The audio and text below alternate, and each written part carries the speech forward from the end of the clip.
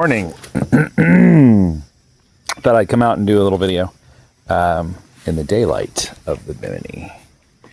There she is in all her glory. Doesn't that look nice?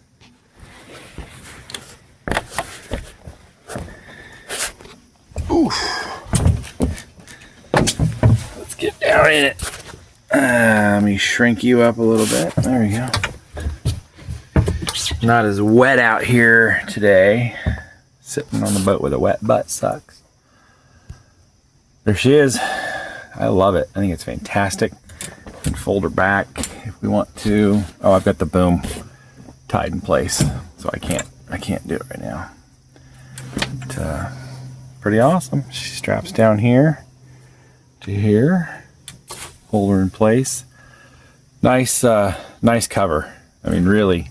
It's nice and it's low. It's going to really keep me out of the sun, which is great. And depending on which side of the boat is taking the sun, I can sit on either side, really. Boat's looking so fantastic. I mean, I think the original owner that sold it to me, he probably wouldn't recognize the boat at this point. There's been so many changes. I need to sit and make a list of all the things I've done. Because it is extensive, that's for sure. Yeah, let's turn you around there. Good morning. So today's a big day. I've got new halyards coming and a new I bought a rope as a jib sheet, but I really don't need the jib sheet. The lines are in pretty good shape, so it may end up just being a spare piece of rope. I don't know what I'll do with it. Maybe I can come up with some idea. I know I kind of want to. I keep looking at this main sheet here, which I mean, it's not in terrible condition, but it's not in great condition either compared to what's going to be on the boat. So, blue line main halyard, that's being replaced. It's totally shot. I feel like every time I tighten the main sheet, when I raise it, it's going to snap. And then the white one there, the gray colored one, not the pretty one, that's a new one. That gray one should look like that white one. It's getting replaced. Maybe I'll use a little bit of whatever I've got and replace this. No, my brain's gone empty. It happens when you get older and it's early in the morning and you haven't had enough coffee. My Traveler line. This is a cheap rope, and I don't love it. It's just kind of crappy. I thought I'd like the green. I don't really like the entire setup. It's a little cumbersome to use. And if you're single-handing and you're trying to be on the tiller, unsnapping and resnapping these cleats is a little problematic. I don't know. I mean, it's a good enough cleat. It's got some severe bite to it. It's got some real teeth. So what you have to do, let's just get her in play here. Let me zoom out. Let me untangle a little bit. And then get this, there we go, halyard out of the way. So you're cruising along. And you're cleated in. It's doing its job. It's holding the main where you want it, the boom. And now all of a sudden you want to move it over. So you have to pull this and uncleat, which is easy enough. And then you come over here and you grab this one. And then you pull. And that's great, right? And then you can cleat this off pretty easy by doing that. But then you've got to come over here and cleat that. I don't know. Once I get in the water and I'm doing it, we'll see. It's just a little weird. It's a little cumbersome. I was thinking about it. If I turned this pulley on both sides and I ran the line back here, maybe to there, I don't know. I mean, you could do it here, so you wouldn't have to come forward to do it. I don't know. I've also thought, what if you put a cleat somewhere else other than right here? But there's really no room with your with the winch here, and this is being a stepping pad. You can't really bring it anywhere else. I mean, if you wanted to, I suppose, if you were underway. No, see, that's not going to work because you got to use that for your jib sheet. There's just no real good place for that.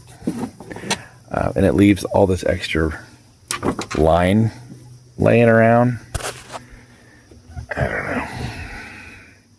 And, normal on a boat, lines are everywhere. But in a small cockpit, it could be a little problematic. I know even on big boats, this past weekend at the regatta, you got to be careful where you put your feet. You end up in the bite of a rope and not notice and trip and end up, hanging your neck out on the lifeline or something, or going overboard. I'm not in love with the orange lines. I know I mentioned earlier, these are cheap. These are both cheap ropes, the green and the orange. I mean, I'm talking cheap. And that's okay, because they're not doing a lot of, the green one is. Not so important here. Topping lift and dowser. And I can replace those at any time. But when you're buying rope that is, $1 a foot, $1.10, $1.20 a foot, and you're buying hundreds of feet of it, it becomes cost prohibitive to do all of it at once. So I don't know. I never did figure out what this little tiny pulley is for right here. This little itty bitty guy on the bottom. And I wonder if this is supposed to ride through that, which seems weird. It just puts more tension on it. I don't see why either one of those would feed back through the foot there. I don't know. Let me know if you know what this is for on a fiddle block. Tell me in the comments. I have no idea what that's for. I'm pretty happy with this. It's not Harken. It looks a lot like Harken. It's Ronstand, and it's a good piece of equipment. My main sheet is currently running into the cabin. Normally it would be swung around like this for use. Look at that. You see the checking on the rope? This fuzz here? It's just very consistent amount of fuzz. Not so much this little bit of fuzz here, that red piece, that's kind of normal. But this rough texture, that tells you the line is just done. It's just fried. Worn out. So I've got so much of that big halyard for the, what's the word I'm looking for? For the spinnaker. I could cut off 25 or 30 feet and redo this. But I've also got new line coming today. We'll see what I've got with that. And if I have an extra or enough of whatever, maybe I can do that. I'd like to keep the Traveler color different. So when you're in a hurry and you're grabbing for lines, you know exactly what you're grabbing. I don't love that these are the same orange color, but one is essentially never really in play. It's the backstay. Maybe I can just sticker the chalk, the line chalk. I think what I'm going to do today, I don't have a lot of time because Honey Poo is home today. She wants time with me and me to not have time on the boat. We know which one I would choose. I love her to death, but I'm trying to get the boat ready. Right here, oh, it's not that. That's all extra. Here it is. This connection needs to be made. I need to get my VHF cable attached. And that'll be a process for sure. It's not like just twisting two wires together. It's a little more involved with shielding, and things can't touch other things, and it's a little more difficult than that. So that's what's up. She sure looks good. If I had time today, I'd go rent the swager and get my lifeline finished up. I mean, it's really just like swage on one end, stretch it over there, get the measurement right, cut it, swage it, done, and then repeat process. Oh, she's outside. I can hear her with the dogs. Oh, I think if I had my choice, I'd spend the entire day on the boat. She wants to go to the zoo. I mean, that sounds pretty fun. But it's in Kansas City, and it's going to eat the entire day when other things need to be done. So that's what's up. Thanks for watching. Don't forget to hit that like and subscribe button. I do appreciate it. 100% don't recommend.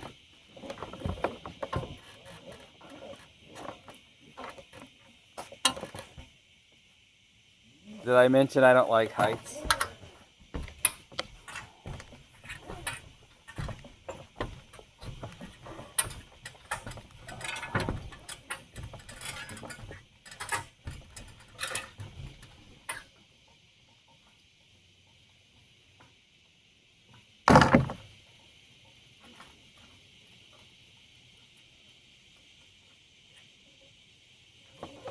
That's only part of what needed to happen.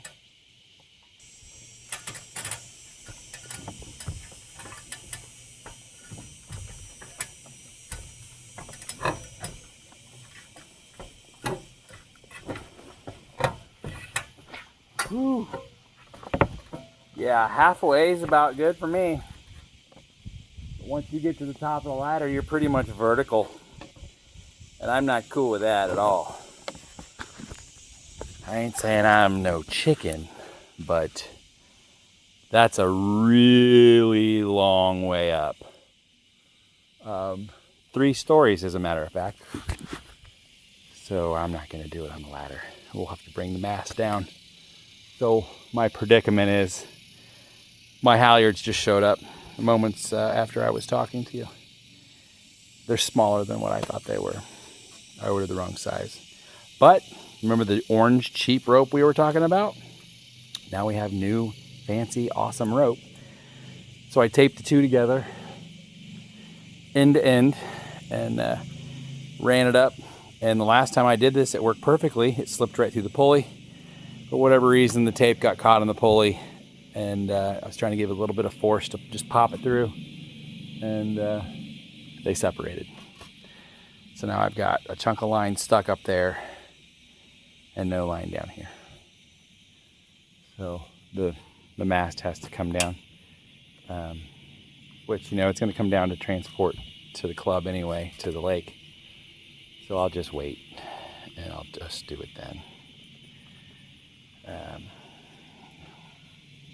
Can't win all of them. I don't know what you can or can't see here. Ooh, let's go. We're raising the mast again.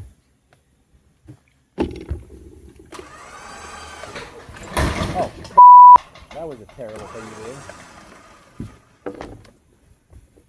I'm an idiot. I'm an idiot.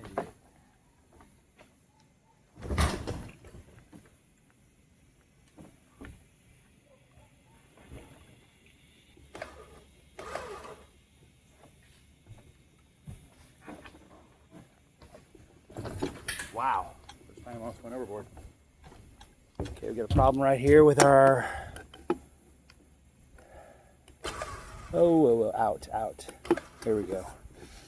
You gotta move over there. That's better. Oh. Scares me every time I do this.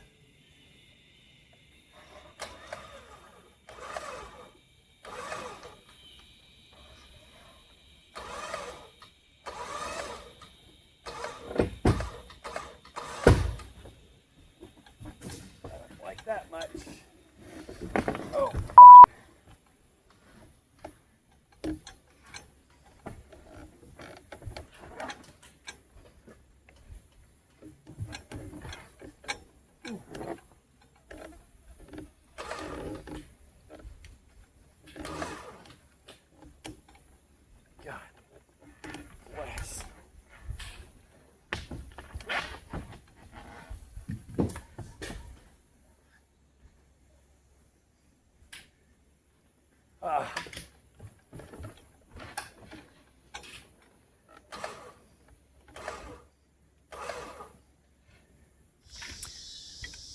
So as I'm raising the mast here, and I've done this a few times now, you're pulling straight up, and the mast tends to want to shift from side to side.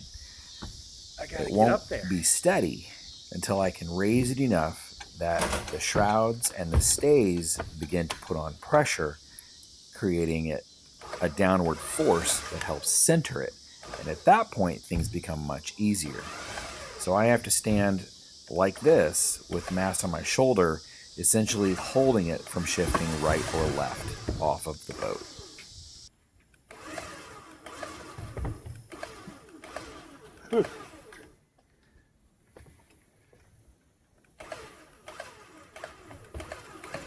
Did you hear that?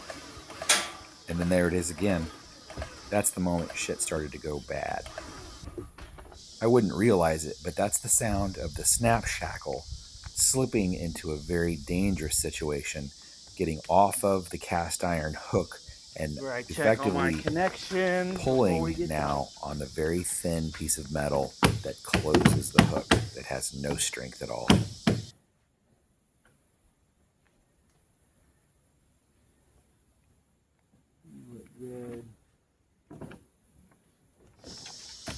What I've done here is effectively set myself up for a catastrophic failure, and I don't even know it yet at this point.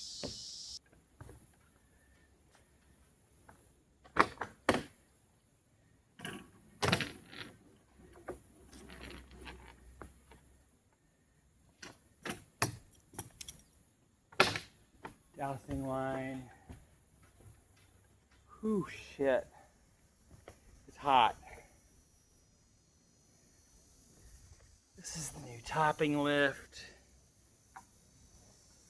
Sorry to have to make you wait through all of this monkeying around with ropes and things, but I just wanted to show how closely I pay attention to how things are set up, and I really try to take my time doing this. I know it's dangerous, I know it's difficult, and I want things to be perfectly correct.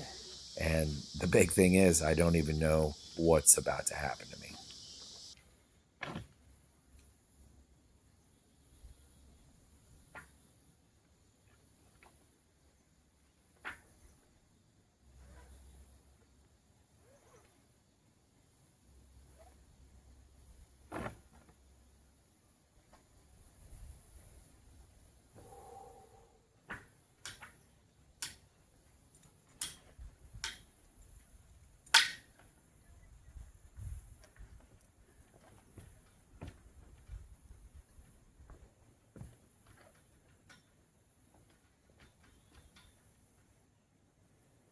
Convinced that I have checked everything and I've run all my lines correctly, and I'm ready to raise the mast the remaining part of the way.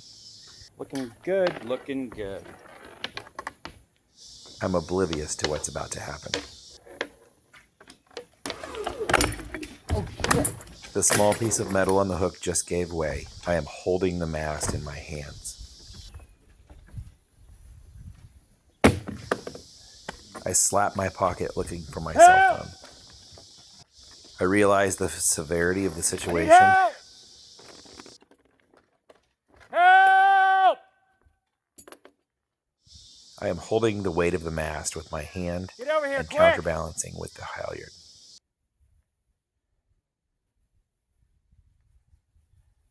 Run! I'm running. Oh, God. What? You have to grab this line. Okay. This is holding. Oh, God, it's not going to work. Get up here. Get on the boat. Get on the boat as fast as you can.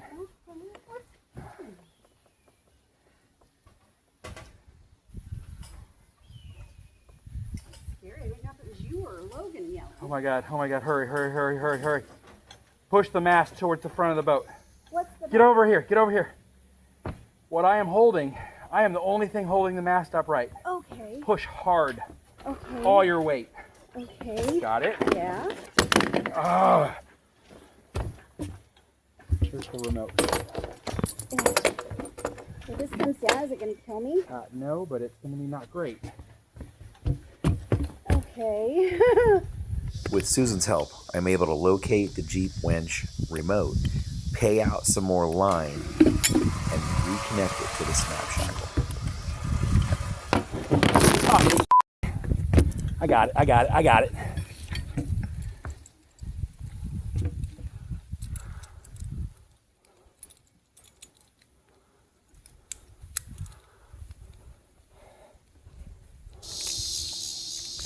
All right, let's talk for a minute.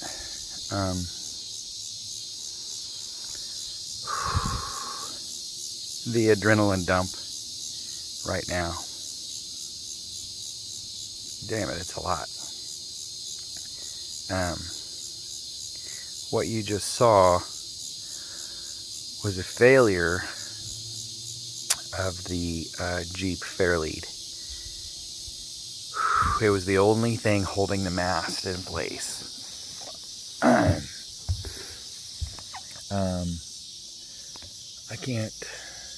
I don't know, I'm getting emotional.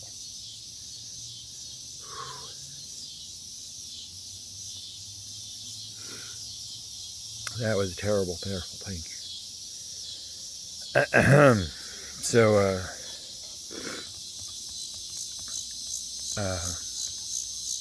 the Fairlead on the Jeep failed. I don't know how, but the halyard line, the snap shackle, the great big fat snap shackle, somehow got onto the clip portion of the hook. Cast iron hook, flimsy piece of tin foil. And it broke free, and it snapped free. The entire weight of the mast was standing just momentarily long enough for me to grab the halyard and the mast at the same time and counterbalance with my weight, holding the mast with one hand and my body weight on the halyard at the top of the mast, holding it in place. I don't know where these tears are coming from. I really do think it's just the adrenaline letdown.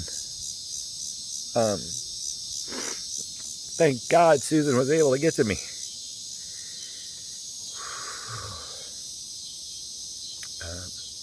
My phone was out of reach. I reached for my pocket to call for help.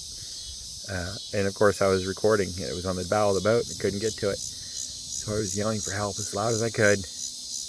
And thank God she was home. If this had been a work day for her, I'd have been in real serious trouble. Because I don't know how long I could have held the mast up like that. It was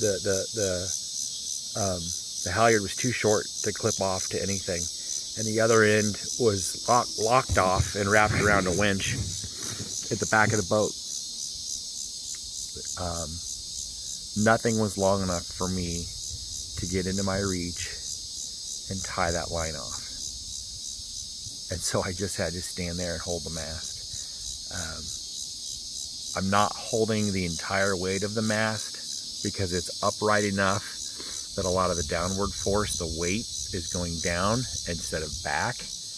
But still, I'm the only thing holding it from falling back. So she got up on the boat. She pushed the mast forward long enough for me to let go of the actual mast and continue to hold the halyard tight. Retrieve the winch line off of the Jeep and then rehook through the snap shackle and put tension back on that line and pull the mast the rest of the way forward. And then I reattached the forestay line. I can't tell you how horribly this could have gone. Had that failed at any point where I was in a different place, the mast could have come down on top of me. It could have crushed the bimini. It would have slammed into the shop roof. It would have broke a lot of shit. Oh my God. That was about as catastrophic of a failure as you could get. And I just happened to be at the right place at the right time. I don't know what I would do differently next time to prevent that, other than obviously tie the line off twice instead of just hooking to hook, hook to hook, snap shackle to hook seemed adequate. Next time I'd actually tie them together.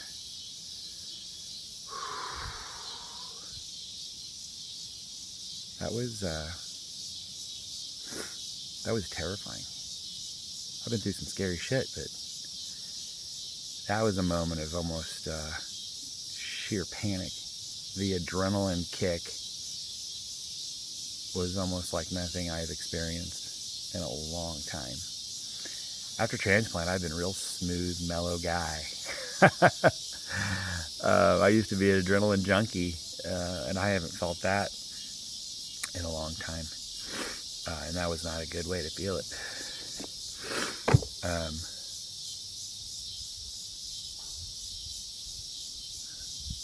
The freaky thing about being a transplant patient that a lot of people don't know about, our fight or flight response is different than most people's. The adrenaline dump is different than most people's. My nervous system is no longer connected to my heart. The vagus nerve has been severed during transplant, and it's unlikely that it will repair and grow back. Some people see reinnervation over many, many, many years, maybe a decade, which means my heart normally beats at around 109 beats a minute because it doesn't really know how fast to beat, so it just beats, which is nearly twice as fast as most people. So when something like that happens, my heart doesn't get the message, hey, you're in danger. You should do something. You should supply more blood really quick. And so I know with my brain, I've got to do something very quickly. The adrenaline kicks in and dumps, and my heart's like, what's going on? Oh, okay. And so it bursts into action once that adrenaline hits it. It's a hormonal response rather than a neurological response because the vagus nerve's not there. And so my heart kicks into overdrive. Well, how fast do we need to go? I don't know. Here's all of it. Dump the gas on the fire. And so my heart rate probably shot up to 140, 150, like that. After the adrenaline hit, I probably could have lifted the mast by myself at that moment with all the adrenaline. And then it turned off. And it took time for it to come down. I think that's why the tears. Such a radical shift of hormone. That was crazy. You know, I show this stuff on YouTube. Maybe some of it looks easy. I don't know. Maybe you see this stuff and go, wow, that's really freaking dangerous. I would never do that. And, you know, truth be told, you probably shouldn't. You know, this is how I am doing things because I'm mostly on my own doing them. And this is the equipment I have. And, you know, I put this mast up and down 3 or 4 times and it's been very successful. It's surprisingly easy to do. That was an unforeseen failure. Boy, that scared the shit out of me. She's looking good and we're almost ready. And boy, next time I do anything with the mast, I'm going to be a lot more careful. I can hardly wait to get her on the water, but I'd be lying if I said I wasn't nervous. If you found even a moment of this entertaining or worth value, please hit that like and subscribe button.